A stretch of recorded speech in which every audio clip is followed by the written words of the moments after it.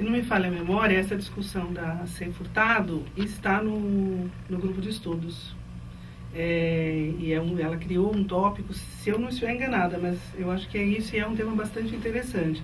Ela está visualizando aí uma possibilidade de integrar a biblioteca, né? Gil? Olá, Sônia. Bom, tem uma questão que sempre aparece nos programas da TV Web, que é a questão de como utilizar as redes sociais e como tratar essa questão quando em várias escolas elas são bloqueadas.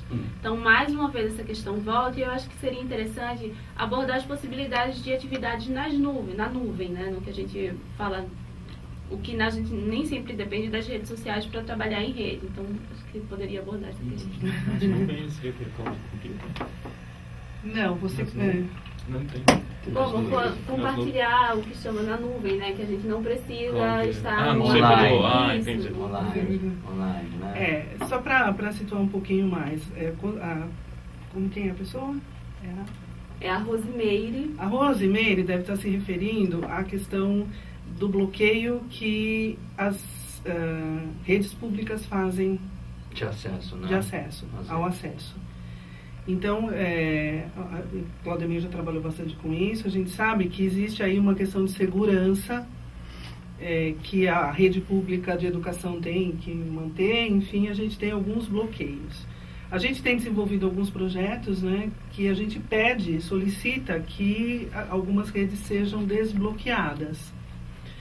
E muitas vezes elas são e o projeto se desenvolve. E outras vezes elas não são por uma questão burocrática. É difícil de resolver, enfim, ou tecnológica, burocrática, e que a gente não consegue o desbloqueio. Mas a desculpa, ou a justificativa, melhor dizendo, é a segurança do aluno, já que nós estamos falando de escola. O que você acha, Thiago? Acho que não faz muito sentido esse bloqueio, porque o pessoal está usando o celular para acessar. Tem empresas que bloqueiam, por exemplo, o uso do Orkut, mas chega o funcionário no meio do trabalho, pega o celular e começa a acessar o Orkut. Acho que escola deve estar acontecendo a mesma coisa, né? Aí vem uma lei, né, que diz assim, estadual, vários estados e agora até federal se discute, né, que proíbe o celular na escola. Né? Quer dizer, o que só ratifica, né, a visão limitada que a estrutura de educação formal tem quanto ao acesso às ferramentas, porque como você acabou de dizer, né, há uma questão de segurança, Sônia, como se esse jovem ou essa criança não fizesse acesso às redes fora da escola. Né? E eu acho que, não sei, minha sensação é que omite um pouco o papel de educar. Então, você bloqueia, pronto, né? Você não tem que educar. Eu tiro de mim a responsabilidade de educar para o uso adequado e responsável daquelas ferramentas. Acho que é a mesma coisa com empresa, né? Que eu acompanho mais empresa e acho que a empresa ali está lá. Esse é o mote do grupo de estudos, é o educar, não é educar para, é educar na cultura. O que cabe ao educador desse momento histórico, educar nessa cultura. Até esses dias passou na TV, a questão de você ensinava a atravessar a rua, sua mãe com certeza ensinou você a atravessar. Olha para lá, olha para cá, agora você tem que dizer para o menino, veja aí com quem você está falando, veja o perfil, vê como é, como não é. Então, o educador não pode se eximir dessa tarefa. Sim, mas aí trazendo a questão que a Juna trouxe, como é que esse educador que não quer se eximir, ele encontra uma rede, a escola dele, a rede de ensino pública dele, que proíbe o acesso no laboratório de informática ao YouTube, a uma sala de bate-papo. Ele está proibido com isso de usar a rede? Não necessariamente. Tá? E aí vem o jeitinho do educador, principalmente esse que é comprometido com a realidade, né, desse mundo da cultura digital. Né? O que ele pode fazer? Ele pode, por exemplo, abrir espaço ali para discutir com os seus alunos sobre o que são essas redes, levantar dizendo quem tem Orkut, quem tem Facebook, quem tem Twitter, se tem, faz o quê, tem há quanto tempo, levantar discussões que os próprios alunos podem trazer material para essa discussão sobre o que é legal, o que não é legal, quais são os cuidados. Só aí ele já está trabalhando com redes sociais, mesmo que não seja necessariamente online lá no laboratório de informática. Primeiro, e que é fundamental para o processo formador desse jovem, para o uso adequado, né, dessas redes. Né? Segundo, ele pode soltar tarefas. Não tem a tarefa que ele manda para a escola de fazer exercício no caderno de matemática, ele pode dar como tarefa que tal assunto que seja o tema lá da disciplina dele, seja também procurado pelos alunos nas redes sociais. Que, por exemplo, se encontre blogs sobre aquele assunto, que se encontre grupos formados sobre aquela temática, que são ao se encontrar, que comecem a conversar com essas pessoas, que tragam o material resultante dessa conversa ou dessa consulta para a próxima aula. Ele está trabalhando com redes sociais, não necessariamente online, no horário da aula, no laboratório de informática. E aposto que a aula vai ser riquíssima, não só para o conteúdo que ele está trabalhando, quanto para a formação desse jovem no uso das redes sociais.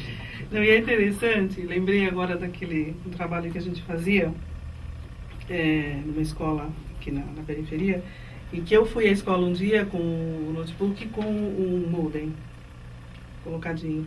Aí a meninada toda em volta de mim, o que é isso, o que é isso, que aí expliquei para eles o que era. Quando eu voltei para essa escola, para conversar, levar aquele pessoal da Espanha e tal, o que aconteceu?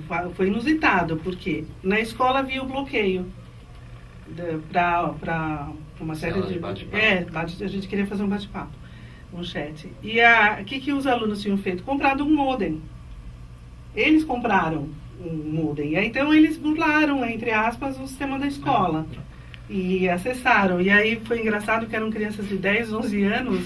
E a menina olhou para mim e falou assim: olha, eu queria te dizer uma coisa. Essa marca aí, essa operadora que você tem, não é boa.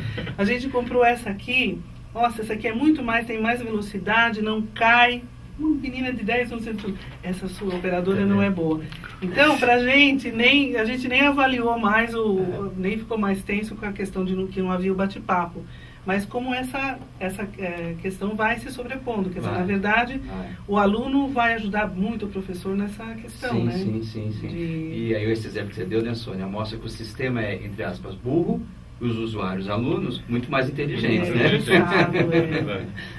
E forçam mesmo essa mudança. E forçam, com certeza. E o educador, eu costumo dizer que o educador, ele é meio inerente ao educador ser ousado. Eu não consigo ver um educador sem ser ousado.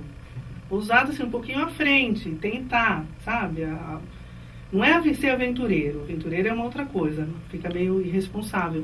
Mas você ser ousado, você ir um passo além daquilo que é o permitido, do que está estabelecido, do que está combinado, porque senão não se avança, né? Então o educador é o momento ideal para a ousadia. E ousar junto com os alunos, viu, Sônia? Sim. Porque o educador, acho que é ele que tem que ser o responsável por dele sair toda a criação, todo o processo, né? E se ele estiver aberto para trazer para a questão também aquilo que os alunos podem contribuir com suas ideias, com suas sugestões, aí o processo educativo é muito mais rico, né? Porque é natural o processo educativo ser assim, né? Os participantes colaborarem. Meninas? Sônia, temos aqui uma outra questão no chat. A Fernanda Tardim destaca que o professor também tem que estar motivado, que é bem isso que o Podemit destacou agora, para usar as tecnologias e tem que compreender a utilização das diferentes tecnologias. Questão, a gente tem blogs, redes sociais, então vocês poderiam falar um pouco sobre essa diferença, se há espaço para todas essas mídias na escola e como o professor pode lidar com elas. Eu acho que blog, eu vejo assim, é uma ferramenta mais focada em conteúdo do que na comunicação em si. É diferente de um Facebook, por exemplo. Ali é bem mais a comunicação do que a publicação de conteúdo. Eu acho que blog eu vejo um potencial muito grande em questão, você pode usar o blog, por exemplo, para mostrar um processo educacional de um projeto, passo a passo, de um trabalho coletivo, dentro da sala de aula. Você pode usar para dar visibilidade para o material dos alunos, que é muito interessante. Você pode usar para formar redes, que eu digo ali, uma plataforma, né? Dali surgem outras redes, enfim. Eu acho que o uso assim é muito grande. A questão é você ver essas coisas como oportunidade. Acho que antes de tudo você se posicionar como, quando você vê uma coisa nova surgindo, o uso do games, o uso das redes sociais, você vê isso antes de tudo como oportunidade. É lógico, cada ferramenta tem uma diferença, questão de uso, aí eu acho que vai daquilo que a gente comentou, do contexto mesmo, ver Isso. qual se adequa. Por exemplo, de repente é melhor usar um Facebook, aqui é melhor usar um Twitter, usar um YouTube, aí acho que não tem uma fórmula pronta, você fala, não, você tem que usar isso, tem que usar aquilo, acho que tudo depende muito do contexto, dos alunos mesmo. dos o alunos. que eles querem, né? O que eles... Da realidade do professor. Assim como o professor decide para trabalhar determinado conteúdo, ele vai usar a lousa, ele vai usar o livro, ou ele vai usar a lousa o livro, ou ele vai usar um programa de TV, em que momento ele vai usar cada uma coisa dessas, né? É a mesma coisa no sentido também das redes, né? Das várias ferramentas. E nem sempre ele precisa necessariamente, aí respondendo a pergunta que a Juliana trouxe, né?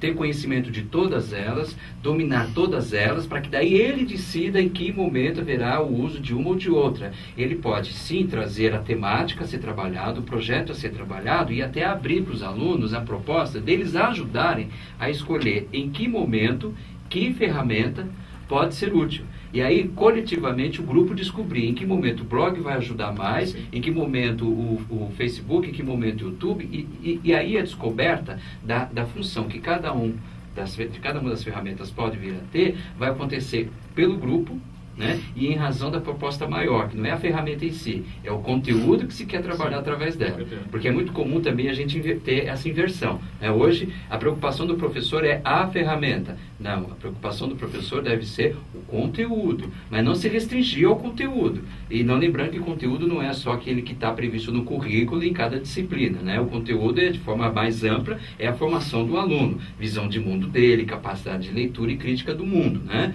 Então, isso é que deve prevalecer, né, nessa preocupação do professor em criar situações onde as ferramentas podem vir a servir para, né, ajudar para esse processo.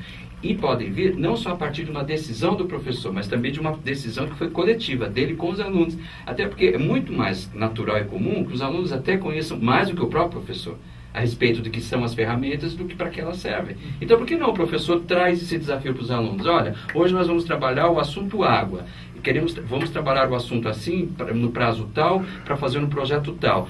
O que vocês sugerem de como que nós podemos fazer? Em que momento que talvez, quem sugere aí usar o YouTube para quê? E o Twitter pode servir como? Quer dizer, é o próprio desafio, vai instigar os alunos a perceber a função que cada ferramenta pode vir a ter e a ajudar no desenvolvimento daquele conteúdo, que é o objetivo principal, que é entender a água e tudo aquilo que implica o uso da água no mundo, né? E que pode até provocar mudanças de atitude nos alunos, né? Porque aí o conteúdo ele só tem razão quando ele serve para a vida das pessoas e para a mudança delas, né?